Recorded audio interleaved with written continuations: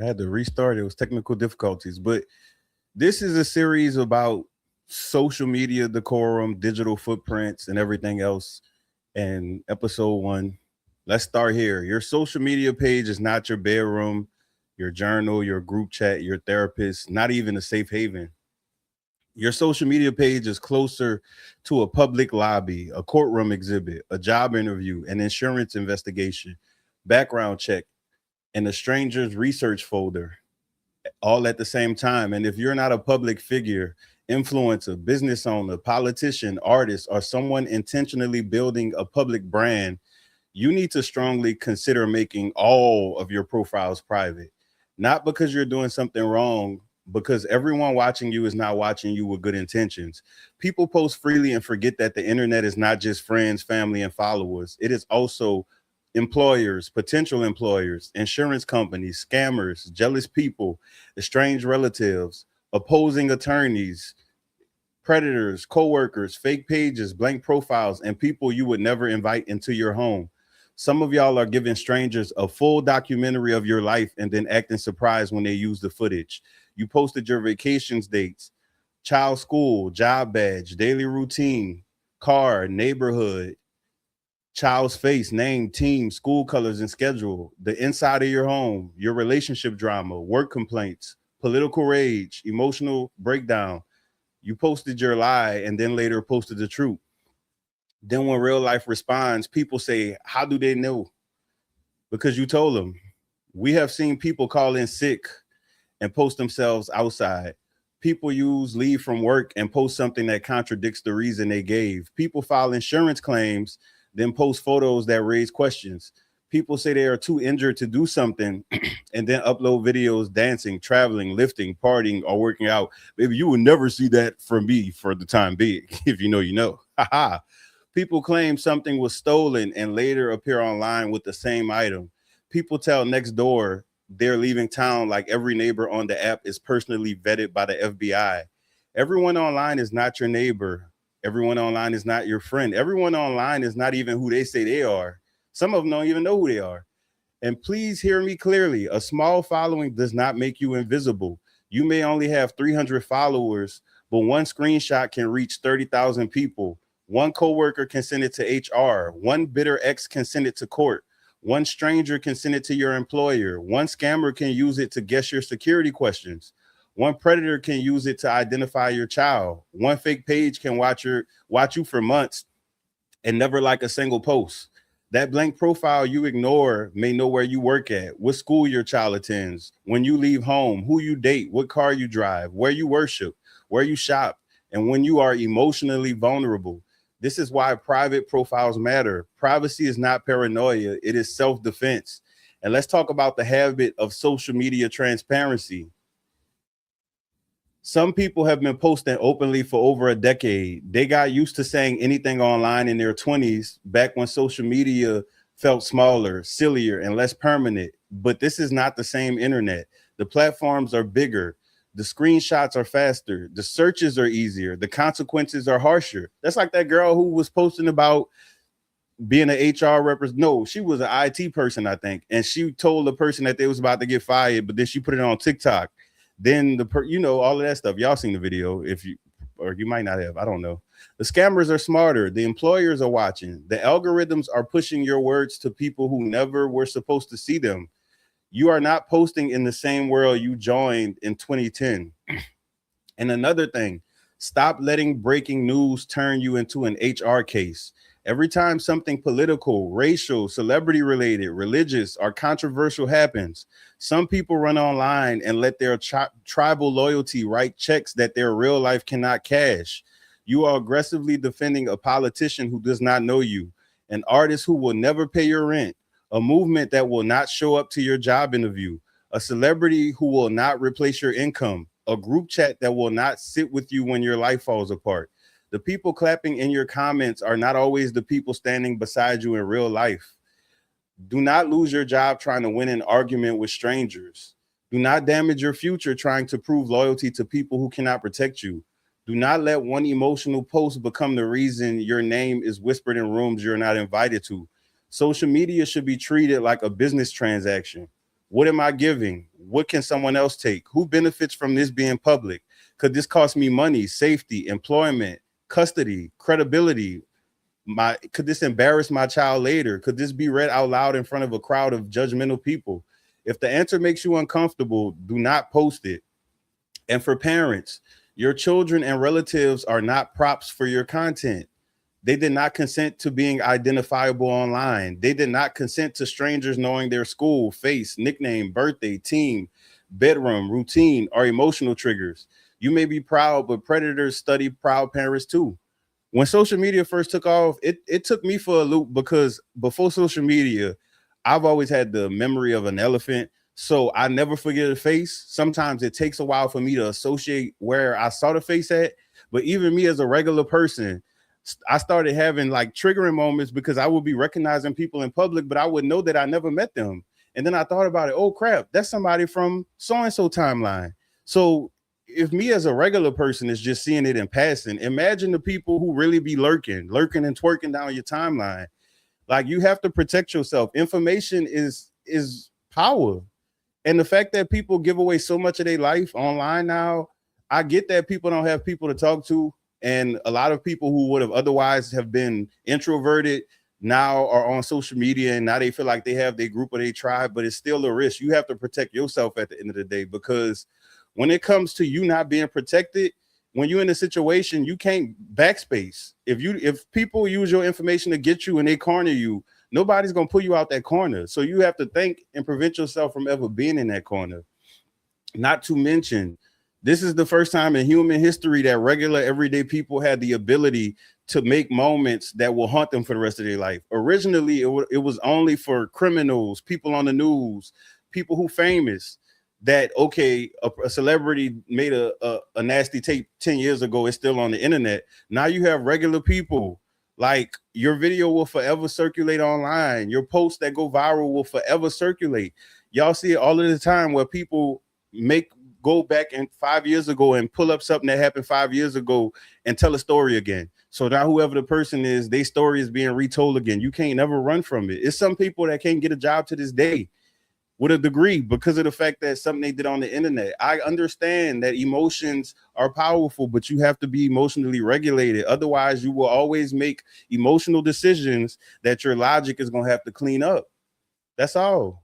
Like, and if you find that something is bringing out emotional feelings in you, back away from it.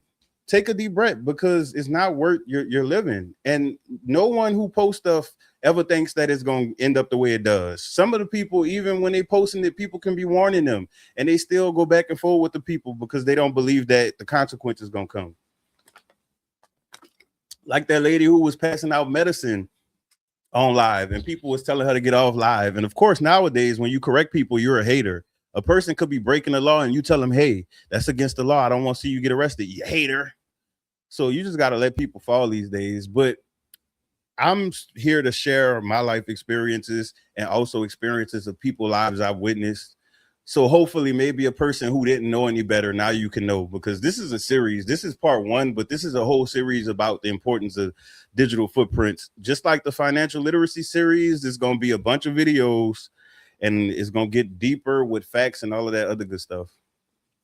Post with protection, blur uniforms, avoid school names, avoid real-time locations, avoid daily routines, bath, pajama, medical, discipline, crying, or embarrassing content.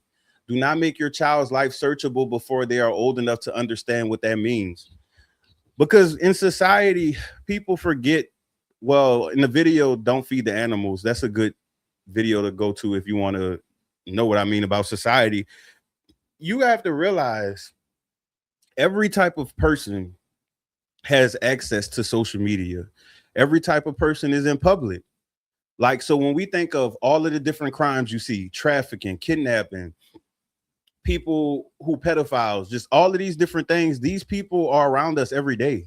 If you look at your sex offender registry for your neighborhood, more than likely you're going to have at least 20 people within 10 miles of your house. So when it comes to being out in public, you do not have to be paranoid, but you also need to not be unaware.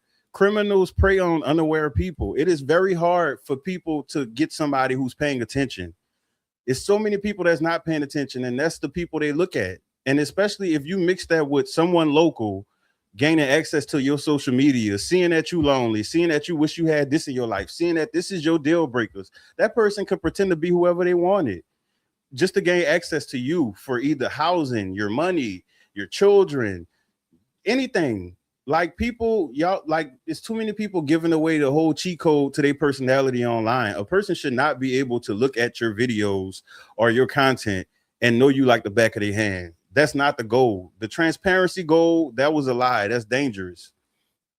And for people who are feeling lonely, bored, or chasing followers, everyone does not need access to you. A high follower count is not the same as a safe community. Attention is not protection. Visibility is not value. Being watched is not the same as being loved. Social media is entertainment. Treat it that way.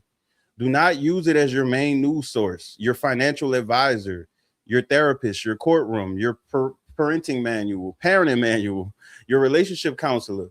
Do not buy every product because a stranger held it up with a discount code. Do not trust every vehicle recommendation, investment tip, diet plan, or life hack from someone whose main job is to keeping you engaged. Even my financial literacy videos, I tell you straight up off the rip, I'm not recommending you do anything. If anything, I'm giving you the information, and I always have sources and facts, but you only know what's comfortable for you. Just because something is comfortable for me or something worked for me, I'm not going to push that for every single person to try that exact thing. That's why self-discovery is important. That's why financial literacy is important, which I have a whole section. If you finish all of them videos, you can at least say you basically financially literate, because majority of the things I discuss in those videos are the common things that people are not aware of when they're making financial decisions. I'm so glad they have a pause button. I need to take my allergy medicine. Do not trust. Do not trust. That's it. That's the video. And for people struggling mentally, please understand this. There is no real healing in being vulnerable to an unsafe audience.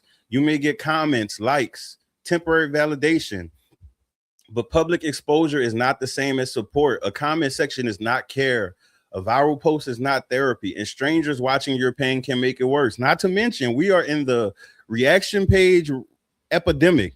It's one thing when people show clips and they give you their general idea, but I see so many channels that's just full of random clips of people with very little say about a person, so you don't ever know where your content may end up. I'm glad I stay strapped. I cover their name up because they ain't pay me to sponsor them, but that coughing gonna stop. So excuse me, but I don't know why I have a coughing spell. Haven't had allergies in a few weeks. Get help privately. Talk to safe people. Journal offline. Also, talking to safe people. Don't drain the same well. If a person is listening, do not make that your invitation to overload this person. People still have their own lives. Some people are people pleasers, so they might not even be able to speak up for themselves and tell you that they're tired of you. They'll do it in resentment. They'll do it in passive aggression. Try to get help from actual licensed people. And in every video, I always have resources for therapy, for 211 and things like that, or even find support groups in your area. You can find support groups from your library. Your local hospital may have different support groups depending on what the issue is. Or if you talk to a counselor about any trauma, they might give you a support group, whereas actual people who just as, hurt as you are, but they all trying to heal. Some of them may be further along than you, so they can give you different tips. They definitely should have empathy for you. Unlike some people, you may think they're going to have empathy because the person they know did the same thing to them. But some people really live on a high horse to where they still will see themselves above you, even though y'all in the same boat. Step away before you post from a wounded place. Because once you put it online, you lose control of where it goes. So here is the rule for episode 1. If you would not want it read in front of a crowd of thousands of judgmental people, do not post it. If you would not want it shown to your employer, do not post it. If you would not want it shown in court, do not post it. If you would not want an insurance adjuster, CPS worker, HR manager, scammer, predator, are bitter at studying it, do not post it. And if you still want to share your life, share smarter. Make your profile private. Do not use your email address. If you really want to shut stuff, you have to disassociate it as far as away from the real you as you can. A lot of people like Reddit, but with Reddit, the way people get caught up is that you may say something in one thread, and then you may be in another thread that's safer, but all of those threads can be seen from your profile. So a person may think they hidden in one group, but then if you got a Reddit stalker, they'll just look through all your posts and try to piece together who you are, because those people have all the time in the world somehow.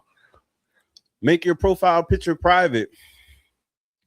Delay vacations posts until you are home. Remove personal details from your bio. Stop posting your children's identifying information. Stop arguing with strangers. Some of these people are psychopaths, like for real. Stop posting from work. Stop recording coworkers. Stop telling the internet every emotion, routine, conflict, and location. Review your old posts. Delete or archive will no longer represent you. Use close friends lists. Turn off location tagging. Teach your children that online attention is not online safety. This is not fear. This is digital maturity. Your profile is not your diary. Your phone is not your safe space. Your followers are not all your friends, and your future is too expensive to gamble for a post. Think before you post. Protect what you're building. This has been Social Media Decorum, episode 1. Your profile is not your diary. And keep in mind, I used AOL in 2002. And me and my friends were on there. And it used to be grown people trying to lure us in the chat rooms and get us to send pictures and get us to meet up with them. In 2002, this is 24 years later. I can only imagine how worse it is, because in 2002, the people would call you a nerd if you had a computer. Mainly adults, business people, people with a particular purpose, or maybe people just wanted a computer. But computers were not even affordable back then. The fact that anyone with a phone, you can get a phone for $50 and have social media. So you can only guess how many more of those types of people are here. Not to mention the people who be committing crimes, the people who do the R word, who murder people. These people be on the internet too. Before they murder people, sometimes during the murder. So you have to be careful. You never know who you entertaining. Like, society is a jungle. Go see that video. I'm gonna actually put it at the end of this. But that is it for part 1 of Social Media Decorum. This will have its own playlist, and you can look at the financial literacy playlist, or you can look at the podcast playlist for all of the major videos. And if you are someone who likes content when you are doing stuff, this is the perfect content, because you don't necessarily have to be watching to enjoy this content. You can look at the visuals, or you can look at me and my mustiness. But thank you so much. Y'all have a great day, and stay off the internet with personal and vulnerable information, or them people gonna find you.